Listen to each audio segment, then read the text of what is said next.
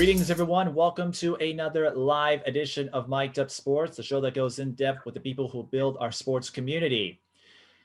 Joining me today is Erica Ayala, a multimedia journalist whose credentials include the WNBA, the NWHL. She is the host of the Founding Four podcast and a 2020 PG Sports Social Media Award winner for women's hockey.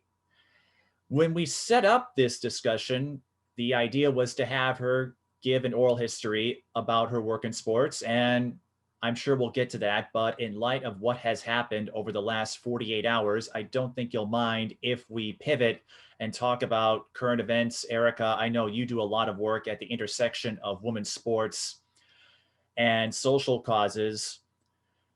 It's something you're passionate about, have been for years. So I want to give you the floor. You mentioned you had a lot to say about the insurrection that took place in the nation's capital. So I will cede the floor to you, and whatever you have to say, go for it, but take it away. Well, first of all, Mike, thanks for having me. It's been a while since you and I been live and on camera, probably going back to the 2018 WNBA All-Star game in Minnesota. But yeah, it has been a rough 24 hours for sure. And even before then, dealing with a lot of the things that, quite honestly, the United States has not dealt with really ever. And the weight and the burden of those conversations and those emotions often fall on marginalized communities. And so that's what I'm feeling. I get the sense that other people are feeling that as well. And I guess what I want to say is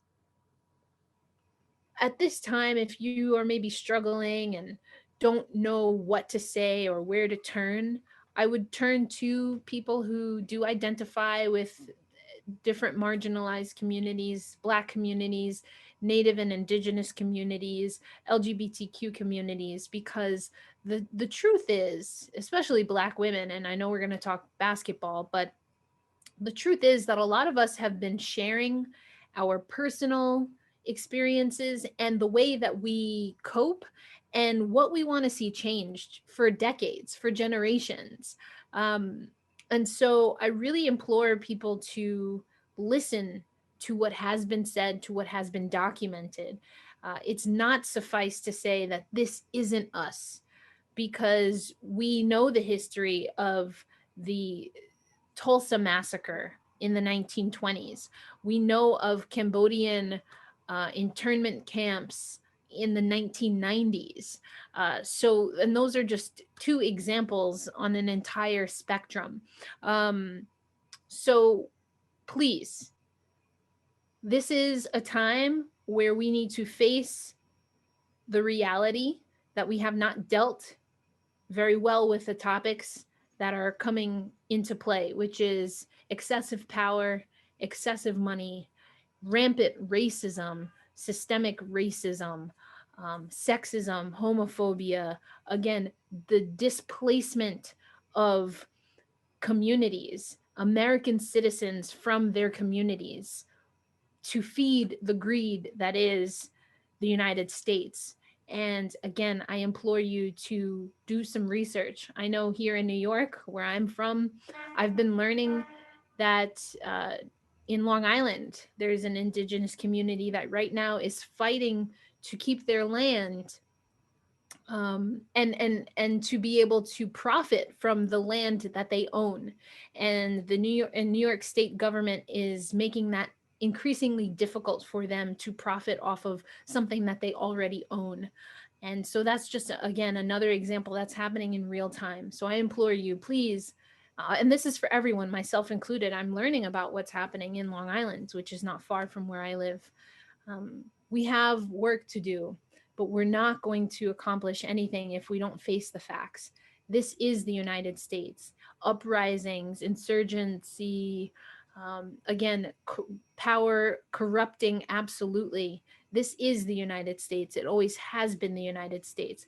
It's just that for a lot of people, they're experiencing this and opening their eyes to this for the first time because they connect to it. when you disconnect, when you create marginalized communities, arbitrarily, mind you, which is a whole nother topic, it's easy to separate yourself.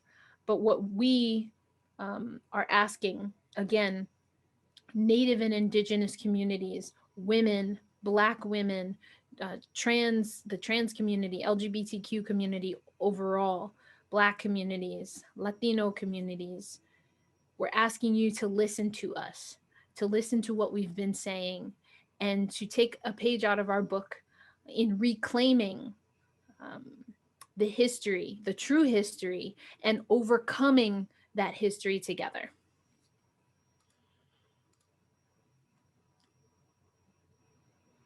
As far as my reflections after I had a day to sit on it, I called into a radio show that one of my media colleagues hosts in the Twin Cities.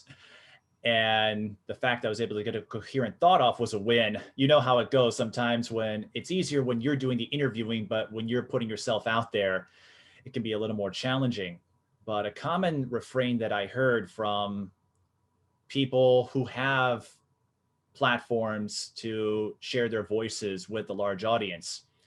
Were they shocked at what happened? Yes. Were they surprised? No. And that's where I fall into, because for me, I make it clear on my YouTube channel, on my podcast, I am not registered with any political party. I do my best to be mindful of as many perspectives as I can. But to me, what happened yesterday was the culmination of the dangers of engaging in a toxic relationship.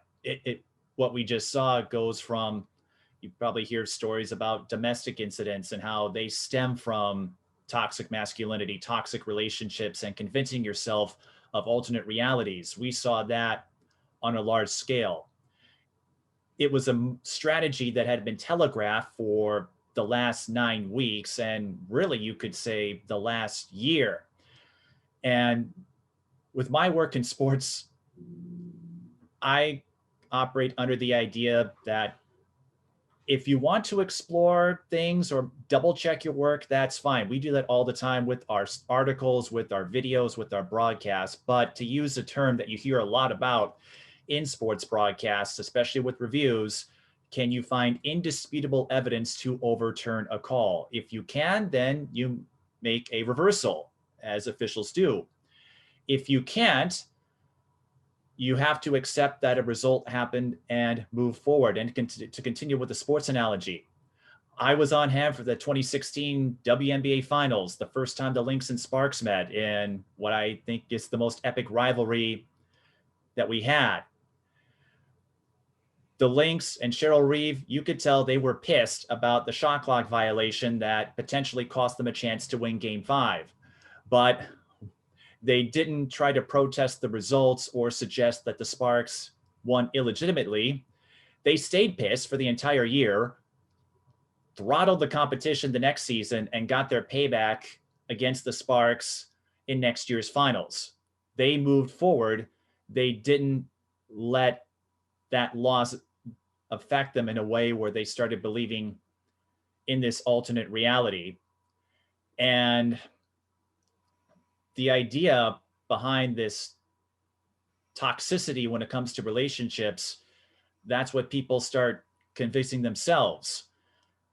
They don't want to accept what happened, and then they start looking for theories to explain or justify or rationalize their actions. And to me, it's a shame that it got to this point. I'm okay if you don't agree with me, but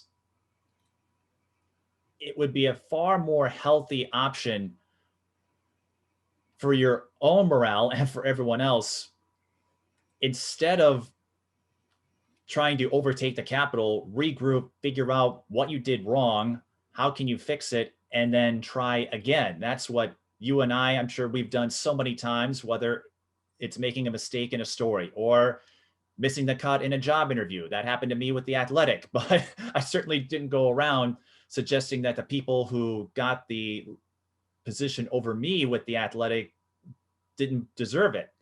Actually, one of the people who beat me, I had her on my podcast back in the summer, and we had a great conversation. She does wonderful work in sports and current events, much like yourself. That's my soapbox. I may have rambled on a little bit, but after having a day to organize my thoughts, that's how I take it. And I'm just glad that you've been hearing me out. This is the first time I've really shared my thoughts on this in detail.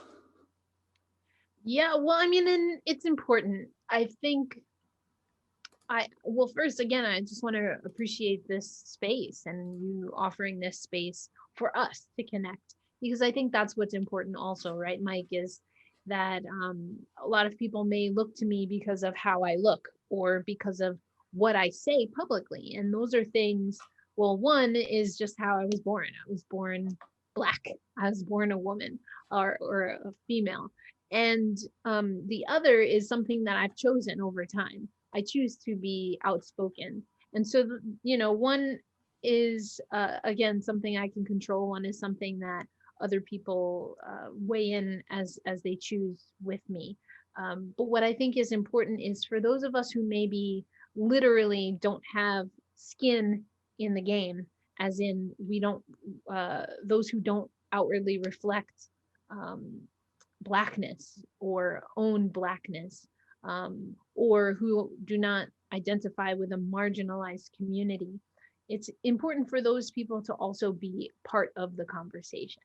And so that doesn't mean that you and I necessarily are always going to agree, but it certainly doesn't mean that I'm going to, in a very overly simplistic analogy, raid your live stream and take over your battle station for your podcast.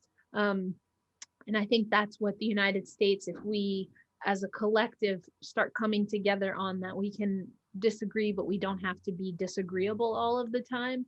That would be extremely helpful. And again, marginalized communities have had to master that mostly as survival tactics. But now I think we're expecting some of that. And I don't know how much longer we're going to have to wait. I do think it's a little bit of a muscle that has not been exercised for some people. So there is going to be a waiting game, unfortunately, and there are consequences when the collective we don't do the right thing. So I just want to encourage people to maintain the course, stay the course, continue learning, continue asking questions, continue again using your platforms to offer space to other people, and that's what we can do now. There is a lot more to be done for sure, but that is something that we can control and that we can commit to. You brought up a couple of things that I wanted to touch on. In that radio show that I called into, the host asked me what would be the tipping point, and I didn't have a clear answer because, as we saw with the certification with the Electoral College, several senators backed off their positions, but 6 Republicans still objected, and more than 100 members of the House objected. Ultimately, it was futile because they didn't have the votes to prevent the certification from taking place. But another theme that was touched on today by the president elect's speech, and something that you and so many of my fellow colleagues in media shared as well, that if another group had tried to storm the Capitol, as we saw yesterday, the outcome, the results, the headlines would look a lot different. And I'm putting that lightly, but you were absorbing and analyzing the same information that I was. And as you were seeing all of these narratives play out, to hear a statement like that from the president elect, from so many influential figures, including your fellow media colleagues. I know you keep in contact with folks like Ari Chambers and LaChina Robinson, and you have a lot of pull in the NWHL. So to hear that kind of statement, what do you make of it, and what do you think that has signaled as far as how we become more aware of these contrasting situations? Um, my immediate thoughts, Mike, are to place my comment in three different sections. One is, if I'm being honest, my reaction to what we're seeing. The second is taking what we're seeing and keeping it within this moment. And then the other is uh, what it will mean for our society to take seriously what people are saying in this moment. And I think those are three extremely important differentiations that I want to make. So I'm gonna give you my honest thoughts. I'm going to give you how I remain focused on what we're seeing in this moment, and I'm going to give you what I want to see and what we need to see for there to be progress moving forward. My initial reactions are somewhere, if we were drawing a Venn diagram, I'm smack dab in the middle of what took so long and why now.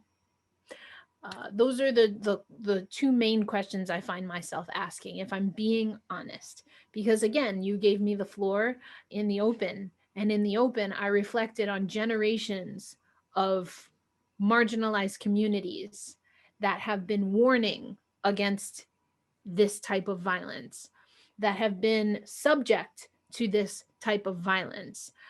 Even if we step aside from what happened yesterday, generations of indigenous and native communities in the United States have been asking for mascot names to be changed. And all of a sudden, poof, someone waved a magic wand and the Washington football team has made a change. Cleveland is going to has again announced that they are on like a 2 or 3 year transition, and who knows what's happening with Chicago.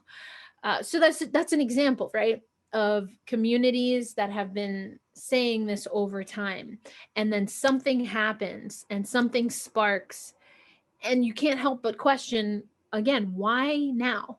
Why did it take storming the Capitol and not the death of George Floyd, and not the death of Sandra Bland, and not what happened in Michigan when the Michigan State Capitol was stormed? I believe Oregon also had something similar happen. Why not then? Why this? And why did we see a different reaction from federal and local police? That's my honest response. When I step back from that, when I am able to lay down my burdens for a moment, I want to honor that this is a moment of change and that some people are genuine and earnest in what they're saying. Some people are awakening for the first time. And although, again, my honest reaction, I'm separating it because you don't know what it's like to be me, Mike. I don't know what it's like to be you. And even I can tell you, and I can tell you, and I can tell you, but until you walk my path, which you likely never will, you won't know what I know, and I won't know what you know, not intimately, not within the fiber of every part of my being will you be able to have my experience. So there's a patience that I've had to learn when it comes to people having these awakenings over time. Because again, it's survival for a lot of communities to learn this at an early age, to teach this to their children, and to warn their community of what can happen if XYZ. So there's a patience that I have to allow in order to appreciate this moment in time. And that is a struggle, if I'm being honest. It's a struggle for me. It's a struggle to see people that I believe care for me just now get to a place that I've been at for a very long time, especially as an adult. So there's that. But I think for me, at least, what the here and now is managing and curbing my expectations while meeting people where they're at. I think it's also being cautious of how much credit or appreciation I give for this moment right now. Because the third bucket that I mentioned is, well, what happens next? If if you continue to go about the way things have always been and you're expecting different results, right? Isn't that what they call insanity? That's a fool's errand. And so if there are people that are being awakened for the first time, I'm very curious now what they intend to change. And change is not easy. I'm not going to say that it is. It can be scary, it can be overwhelming. But when you get to a point, when you get to your tipping point, you have to change. You have to change. You have to enact to change. And so for anyone who's feeling, as the young folks say, a certain type of way right now, I really want you to tap into what you're willing to change for yourself, within your family, within your community, within your country, and throughout the world. What are you willing to change? What steps are you going to take? It's just like weight loss or weight gain, muscle build. Oh, I want to build more muscles. I want to have, stronger forearms or biceps. Okay, well then you got to do the work, right? Oh, I want to lose 10 pounds. Okay, well, you got to do the work. And your work might look different than my work. And that's okay as well, right? That's another thing that's extremely important to understand in this moment and beyond. Your work and my work is going to look different because you and I have different lived experiences. And obviously I'm the guest, so I'm being asked questions, and a lot of people go to people in the marginalized community to ask a path forward. But I think what's important to know is that I also have work to do, right? My work is being patient with people who don't know what I know. That's work. And that's something I have to commit to if I say that I want to eliminate racism. I have to do that work. Is it exhausting? Absolutely. Does it feel unfair? 100%. Do I feel that there's a lack of reciprocity? Yes. But if I say that I want to be part of a movement for anti-racism, then that is the work that I have to do. And so that's how I see what's happening. That's how I see people who are speaking up and speaking out, either for the first time or who are speaking up and speaking out differently.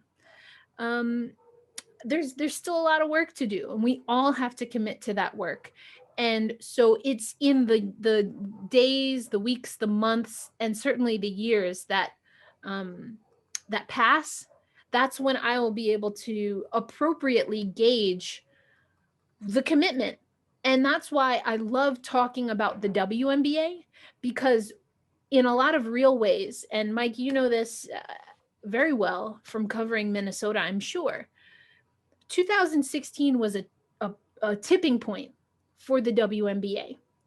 That's not to say that WNBA players weren't active, that they weren't engaged in their community, but something changed in 2016 about the approach that the WNBA took. A lot of that did start with the Minnesota Lynx. I'm wearing a Connecticut Sun shirt right now, but one of the first teams to don white shirts, or excuse me, black shirts, and that shirt read "Change starts with us." That was Minnesota.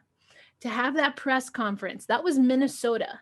And although that particular team did not continue with that throughout the season, they sparked change. They were right. Change started with Minnesota. Then you saw New York do something similar, and Indiana, Seattle, Washington, Phoenix, and it went on and on from there, to the point where by 2020, going into the bubble season, every team, every year, but especially in 2020, had a plan. They had shirts. I also have my Connecticut Sun bracelet. I keep this thing on. This was gifted to me by Connecticut Sun. The New York Liberty have their Unity Day, which then they turned into Unity Week.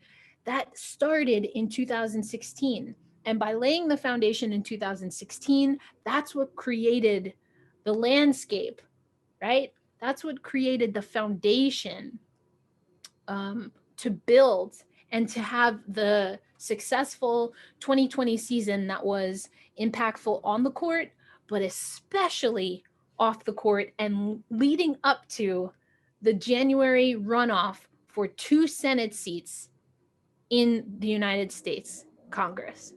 2 Senate seats that impacted in a very real way the uprising that we saw yesterday, that's what I'm talking about, right? That's the commitment that I'm talking about.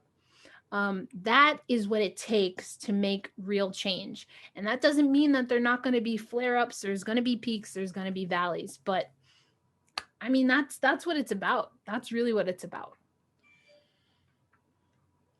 You speak of that tipping point. I was at the center of that tipping point. I remember the press conference, and it wasn't the first time, as you know, I've been at the epicenter of at least two, three, if you include Jamar Clark. I don't think the number, the specific number matters. The point is, this is happening in my backyard. So I remember when the Lynx called that press conference, I spoke to my editor and he didn't know what to make of it, but the Lynx didn't give any clue or any inkling or indication that they were going to head in that direction. So in hindsight, there was no reason to anticipate writing a big feature story on it. But when they made that announcement, I saw them with the Change Starts With Us, I knew at that point I could no longer avoid the intersection of sports and current events. Not that I was afraid of it, but that was the moment where, okay, this is my fork in the road. Which direction am I going to go? I went one way, haven't looked back. And my way, as you alluded to, may look different from your way, but I've often said I have no problem with people expressing their viewpoints. I may not agree with the methods, but I'm understanding why they're doing it. And I remember saying as much to Nakima Levy Armstrong. She was Nakima Levy Pounds at the time. You may have heard of her. And we did an interview. She bought season tickets and she was getting a lot of media at the time because this was new. No one really knew how to handle it. And you know this, the WNBA, how much have they changed from that spark the Lynx put in there? They didn't know how to handle it initially, and there were some bumps. It led to some media blackouts. Yeah. With that, I know Seattle did, Indiana did, until the WNBA backed off from trying to find players, and now they're all in on this. You saw the celebration that the players had following the confirmation of the Senate runoff results. And for anyone who wants to throw that trope about how nobody cares about the WNBA, however you feel about the league or however you feel about Warnock or Loeffler or the candidates, I'm not here to say you're wrong, I'm right, but he was polling in single digits and he wins the runoff against some pretty heavy odds. And as you said, the WNBA had a hand in that. And all I can think of is if this small women's league, and I say small, there's 12 teams, it's not the most prestigious in terms of exposure, pomp, circumstance, but if that little league could influence the outcome of an election that controlled or determined which party controls the Senate, if they were able to pull that off, I can only imagine how this will motivate past, present, and future players moving forward. I remember talking with Delisha Milton-Jones and Arminty Harrington over the summer, where they shared their thoughts about George Floyd and everything that had happened. And they were proud to see their successors take on that mantle. Delisha Milton-Jones had told me if she had met a younger version of herself, she would have likened herself to Harriet Tubman. She probably would have been more active, and she has been. But you got to give props to everyone in the league, including those who decided to take the season off, like Renee Montgomery, and work together. It really was a team effort. They may go against each other for titles and wins on the floor, but in this instance, you can tell they're all sticking together. You have to tip your hat to this little league that everyone thinks will fold or everyone wants to see fail. Well, now they had a hand in tilting control of the Senate. Yeah, it's really great to see. And